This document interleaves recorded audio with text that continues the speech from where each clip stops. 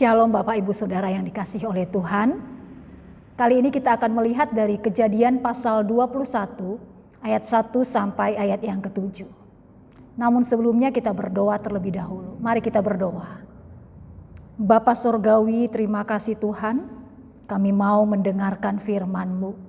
Urapilah kami Tuhan dengan Rohul Kudus-Mu, supaya kami dapat menangkap, kami dapat mengerti, tapi kami juga dapat menjadi pelaku firman-Mu. Urapi hamba-Mu juga Tuhan yang akan menyampaikan firman-Mu. Hamba yang penuh dengan kelemahan, biarlah Tuhan memampukan menyampaikan tepat seperti isi hati Tuhan. Terima kasih Bapa, di dalam nama Tuhan Yesus kami berdoa. Amin. Kejadian pasal 21 ayat 1 sampai ayat yang ke-7, demikian firman Tuhan untuk kita semua. Tuhan memperhatikan Sarah seperti yang difirmankannya, dan Tuhan melakukan kepada Sarah seperti yang dijanjikannya.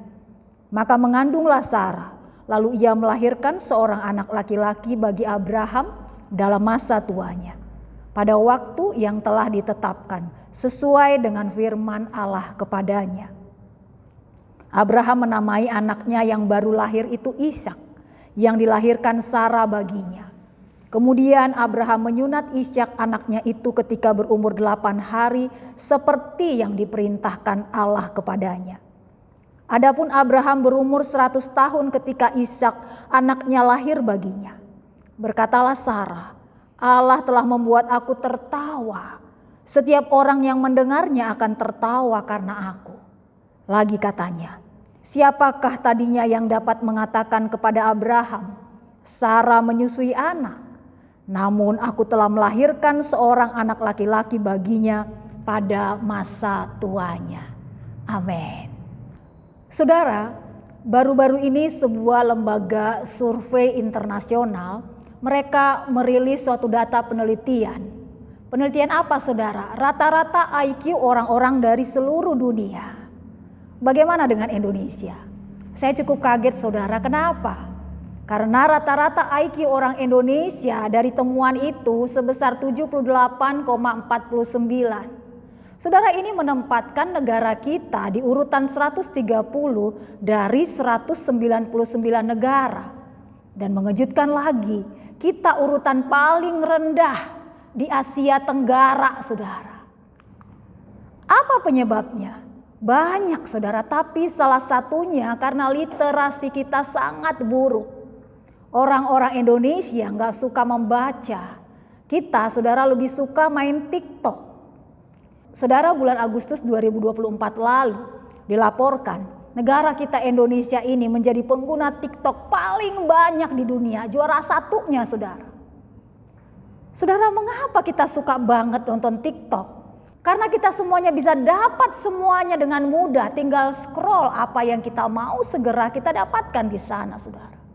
Kita nggak peduli, padahal konten di TikTok itu saudara banyak berisi sampah dibandingkan dengan pengetahuan.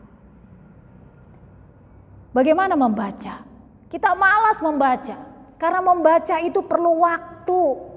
Untuk dapatkan informasi cukup lama, bikin bosan dan ngantuk. Akibatnya apa saudara? Gak heran anak-anak sekolah kita bahkan sampai tingkat SMA. Mereka nggak tahu jawaban ketika ditanya hal yang paling remeh sekalipun. Apa kepanjangan dari MPR? Majelis MPR ya. Majelis Permusyawaratan Republik. Apa kepanjangan dari MPR? MPR. M-nya? PR. M-nya? PR. M-nya? M-nya tadi? Masa C-nya? peroleh Peroleh. R-nya? area dua apa? Tahu? R-nya? Enggak. Nggak tahu. Apa kepanjangan dari MPR? Saudara, lihatlah, kita pikir segala sesuatu yang lebih cepat pasti lebih baik. Padahal seringkali kerumitan yang kita alami itu karena apa saudara? Karena dalam kamus kita sudah tidak punya lagi kata menunggu. Lihatlah saudara sekarang, Orang bisa mutusin pacar hanya karena pacarnya terlambat 5 menit. Padahal dulu beda saudara. Dulu nungguin surat dari pacar berminggu-minggu bahkan mungkin berbulan-bulan adalah penantian yang sangat menggembirakan. Saudara, sekarang kita bisa ngamuk sama mamang ojek kalau rutenya dibelokin dikit aja. Oh saudara, padahal dulu kita nungguin angkot lama dibawa mubeng-mubeng se-Indonesia Raya, nyantai aja tuh. Saudara, sekarang ibu-ibu muda kalau melahirkan mereka kebanyakan minta dengan cara operasi sesar. Wah, alasannya banyak saudara. Padahal sebenarnya karena ogah sakit. Bagaimana dengan ibu-ibu dulu? Sabar nungguin saudara dari bukaan 1 sampai bukaan 10. Dan bahagia banget waktu brojol secara normal. Saudara, dulu kalau mahasiswa di PHP oleh dosen pembimbing nyantai aja. Bagaimana dengan sekarang saudara? Wow, bisa kena mental. Rupanya saudara secara rohani juga demikian. Berapa banyak dari orang Kristen yang gak mau lagi setia. Mereka mengatakan ngapain setia, puluhan tahun berjuang jadi orang Kristen. Kelihatannya malah lebih enak, lebih diberkati orang yang gak setia daripada setia. Oh saudara, berapa banyak dari orang Kristen yang kemudian sudah malas berdoa, merasa puluhan tahun berdoa tidak dijawab oleh Tuhan. Begitu lamanya dijawab oleh Tuhan. Kita mengatakan percuma menunggu. Kita semuanya ingin pemuasan yang segera, sekarang, secepatnya. Kenapa saudara? Karena untuk tetap menunggu janji Tuhan di masa yang sulit nan panjang itu sangat susah saudara. Inilah yang dialami oleh Abraham dan Sarah. Saudara, waktu Abraham berusia 75 tahun dan Sarah 65 tahun. Waktu itu saudara, Allah pernah berjanji akan memberikan mereka seorang anak. Saudara, beberapa waktu mereka tunggu-tunggu tapi belum juga ada tanda-tanda kehadiran anak itu. Di situ Abraham mulai berpikir, mungkin budaknya lah yang akan menjadi ahli warisnya.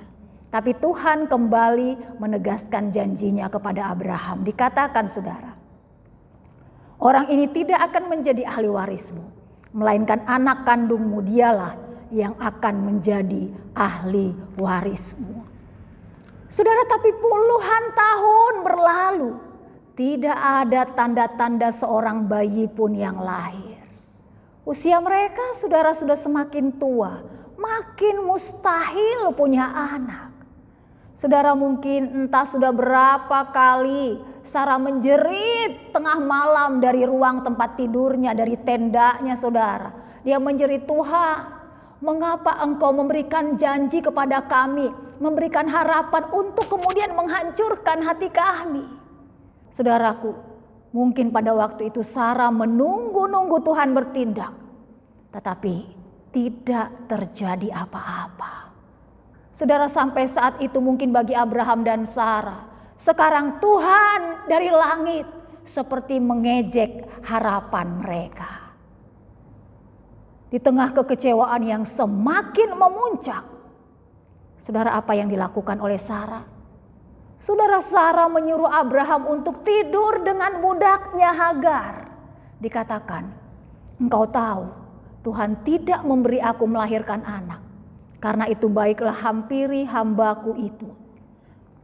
Mungkin oleh dialah aku dapat memperoleh seorang anak. Dan Abraham mendengarkan perkataan Sarah. Oh saudara, tindakan Sarah itu memang sangat gila dan nekat. Tapi mau gimana lagi saudara? Bagaimana dengan Abraham? Oh saudara, dalam pembangkangannya kepada Tuhan, Abraham menamai anak yang dilahirkan Hagar baginya saudara, ia dinamai Ismail. Yang artinya Tuhan mendengar. Kelihatannya nama yang bagus bu. Memang saudara, nama Ismail itu kelihatan rohani. Padahal saudara, ini adalah pemberian yang sangat tidak sopan dari Abraham. Karena ini adalah wujud ia melawan Allah. Nama itu sepertinya beriman, padahal tidak ada iman dalam kelahiran Ismail. Apa yang terjadi? Kekacauan tidak dapat terelakkan dalam rumah tangga Abraham. Drama cinta segitiga, pengusiran Hagar dan Ismail tidak bisa terelakkan. Akibat apa saudara? Akibat kegagalan Abraham dan Sarah menantikan waktu Tuhan. Saudara, kami sekeluarga itu suka banget naik gunung. Biasanya saudara, kalau kami mau naik gunung 2 hari sebelum naik itu kami sudah persiapan segala sesuatunya. Tapi suatu kali kami ingin bersantai-santai, basah-basahan, main pasir di pantai. Ya udah saudara, kami pilih waktu itu pergi berlibur ke pantai di daerah Gunung Kidul. Kami pikir saudara setelah dari sana kami mau jalan-jalan sekalian ke Jogja. Saudara, biasanya Pak Sahat itu akan woro-woro kita semua untuk persiapan. Tapi kali itu tidak saudara, mungkin pikirannya sama dengan kita. Cuma ke pantai aja, besok pagi-pagi juga bisa nyantai aja. Benar saja saudara, besok paginya kami udah bangun terlambat. Pak Sahat bilang, ayo cepet toh siapin barang-barangnya, kita mau berangkat nanti kesiangan loh di jalan. Saudara, kami semuanya buru-buru menyiapkan pakaian kami dan semua persiapan. Lalu saya melihat tumpukan itu saudara, saya masukkan semuanya dalam satu tas biar ringkas. Beres saudara. Berangkatlah kami. Kami bergembira banget di dalam mobil saudara, kami ngobrol ngarol ngidul kesana kemari, ketawa ketiwi. Ketika sudah mendekati daerah Gunung Kidul, Pak Sahat ngomong sama keponakan saya yang duduk di bagian belakang mobil. Lam, nanti kalau mau turun jangan lupa ya bawa tas kita keluar ya. Lalu Lam Basa, keponakan kami mengatakan, tas yang mana udah? Itu loh Lam, tas yang warna merah yang isinya barang-barang kita semua. Hening sejenak saudara. Lalu dia menjawab, gak ada udah. Yang bener Lam, yang bener kamu jangan main-main loh. Kita semuanya panik saudara di dalam mobil itu, mencoba mencarinya saudara. Tapi memang kemudian dicari kemana-mana tidak ketemu itu tas saudara. Dan tiba-tiba semuanya yang ada di dalam mobil itu memandang ke arah saya. Dan saya merasa iya tadi memang tasnya mama taruh di tangga, lupa bawa ke atas.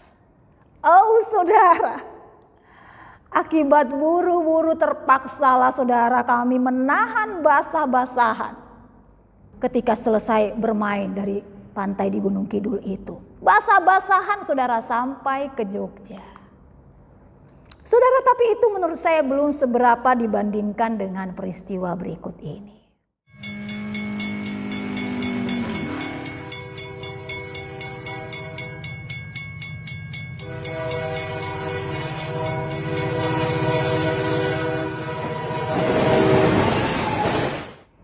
Buru-buru telah membuat pria itu hampir kehilangan nyawanya.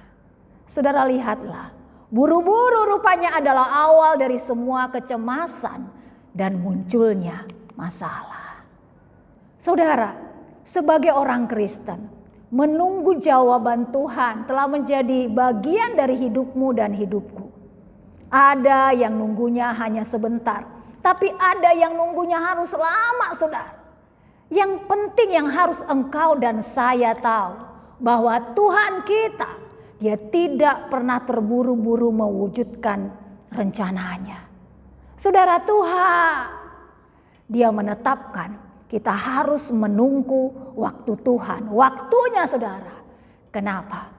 Karena menunggu akan membuat sukacitamu dan sukacitaku menjadi murni. Saudaraku, ketika Sarah melahirkan anaknya, Abraham menamai anaknya itu Ishak, yang artinya tertawa. Oh, kok nama yang aneh ya saudara, tapi itulah yang diperintahkan Tuhan kepada Abraham. Kenapa saudara? Karena Tuhan ingin mengingatkan, itulah reaksi Abraham dan Sarah ketika Tuhan memberikan janji kepada mereka tentang anak itu.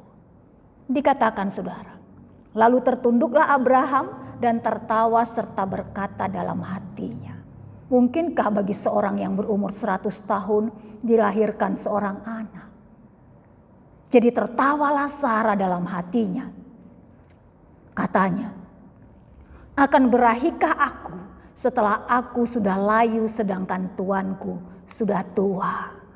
Oh saudara, mereka tertawa ketika mendengarkan janji Tuhan tentang anak itu. Saudara, waktu mendengar janji Tuhan, Sarah gak bisa menahan tawanya.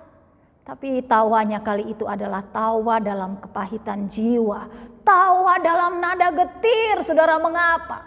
Pada masa itu, seorang wanita yang tidak punya anak adalah aib. Wanita seperti itu dianggap sebagai wanita yang terkutuk. Oh saudara, bisakah engkau dan saya bayangkan mungkin puluhan tahun Sarah ketika keluar rumahnya, mau pergi belanja, mau pergi ke rumah mertua, ke rumah sanak saudara, dia mendengar tetangga-tetangganya, orang-orang di sekitarnya mengatakan, lihat si Mandul, hati-hati tuh si Mandul, nanti kamu kena, kamu juga nanti ketularan, ayo hati-hati.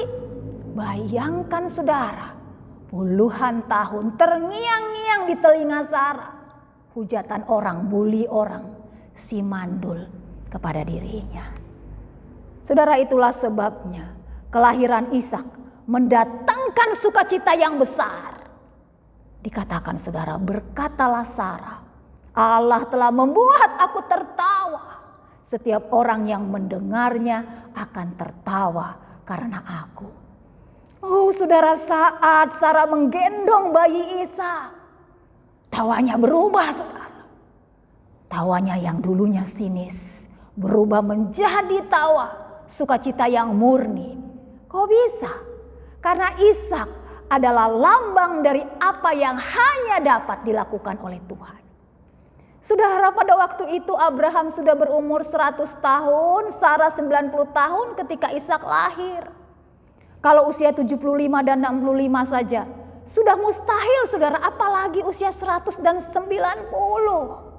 Tapi hari itu berakhirlah 75 tahun masa mandul, usailah sudah 25 tahun masa penantian.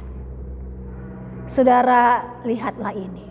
Kalau Ismail adalah lambang apa yang dapat dilakukan manusia tanpa Tuhan, Ishak adalah hasil kuasa Tuhan. Kalau Ismail lahir menurut keinginan daging, Ishak lahir menurut kehendak Roh Kudus. Oh saudara, kalau Ismail adalah keputusan yang terburu-buru, hasilnya apa? Yang menghasilkan kekacauan. Tapi Ishak, dia menunggu 25 tahun. Ishak adalah menunggu waktu Tuhan. Hasilnya apa saudara? Yang menghasilkan sukacita yang murni. Saudara, waktu saya wisuda dari seminari, waktu itu saudara, saya baru saja beberapa minggu melahirkan anak kami yang ketiga, Vali. Saudara, awalnya saya bingung, gimana ya pas waktu wisuda nanti, gimana ya anak saya mau titip kepada siapa ya Vali. Bersyukur saudara, ada seorang mahasiswi teman kami asal Bengkulu yang rela jagain Vali selama acara. Dia katakan kepada saya, tenang aja kak, aku tuh udah biasa jaga keponakanku, udah biasa kok kak, tenang, tinggal kakak buat aja, siapin aja semua persiapan Vale. Nanti aku bawa Vale ke asrama putri. Tenang kak, bisa, pokoknya bisa. Saudara, memang akhirnya Vale saya titipkan kepada teman kami itu. Perlengkapannya saya siapkan, saya titipin dia. Saya pun wisuda. Oh saudara, saya pikir segala sesuatunya pasti beres. Benarkah? Tidak saudara. Setengah acara, sayup-sayup saya dengar ada suara tangisan bayi saudara. Makin lama makin keras, makin lama makin histeris saudara. Wah. Dan saudara tahu, saya kenal betul suara itu. Suara siapa saudara? Suara Vale, bayi saya. Wow saudara, saya panik. Saya coba lihat ke belakang. Benar saja saudara, Teman saya itu sudah memanggil-manggil, Kak, tolong Kak, tolong. Saya sudah buat segala sesuatu gak berhasil Kak, tolong. Aku udah gak bisa lagi Kak. Saudara gak pikir panjang, saya langsung putar balik saudara. Saya buka baju toga saya, baju kebesaran itu. Saya cari tempat saudara, saya gak malu lagi. Akhirnya saya menyusui Vale dari balik pohon. Oh saudara, ketika itu saya melihat Vale begitu tenangnya, begitu gembiranya. Kenapa saudara? Karena dia mendapat apa yang hanya bisa saya berikan untuknya. Saudara, nampaknya itu pula yang dialami oleh anak-anak di daycare pada hari pertama mereka dititipkan di sana. When somebody loved me, everything was beautiful. Every hour we spent together lives within my heart. And when she was sad, I was there to dry her tears. And when she was happy, so was I. When she loved me. Through the summer and the fall, we had each other, that was all. Just she and I together, like it was meant to be.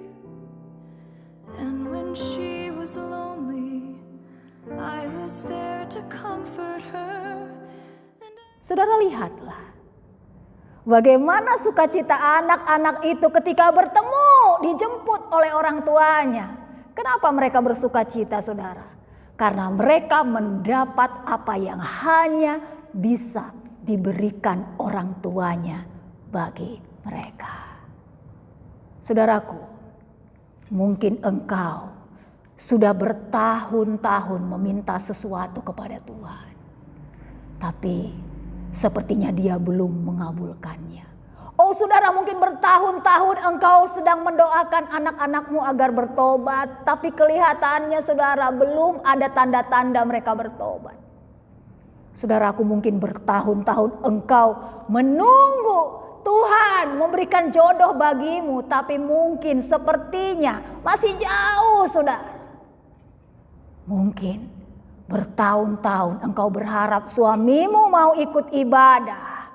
Puluhan tahun engkau bekerja keras, engkau berharap menantikan Tuhan mengangkat kemiskinanmu. Tapi sepertinya belum.